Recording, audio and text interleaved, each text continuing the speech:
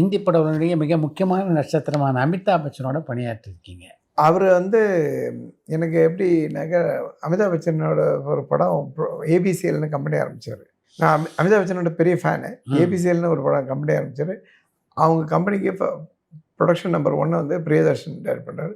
நான் சொன்னேன், இந்த தேன்மான் கும்பத்து கேவி ஆனந்த் பண்ண அந்த படத்தை ஹிந்தியில் பண்ணுறோம். அரவிந்த் சாமியும் ஜூஹி சாவ்லா நடிக்கிறாங்க.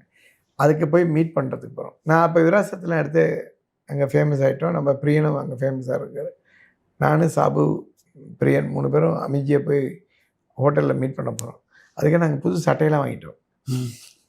புதுசு சட்டை, புது பேண்ட்லாம் வாங்கி அவர் பார்க்க. ஆமாம், பார்பர் ஷாப்பில் போயெல்லாம் ரெடி ஆகி பெர்ஃப்யூம்லாம் அடித்து கிளம்பிட்டோம். ஏன்னா கேமராமேனையும் ஒருத்தர் ஸ்டில் எங்கே அமிதாப் பச்சனை பார்க்குறது, நம்மளாம் ஷோலையில் இதில் இப்போ தியேட்டரில் பார்த்த ஒருத்தர் நம்ம அமிதாப் பச்சன் எவ்வளோ பெரிய சூப்பர் ஸ்டார், அவரை போய் பார்க்குறோம். குளிச்சு ரெடியாகி போயிட்டோம் நாங்கள்.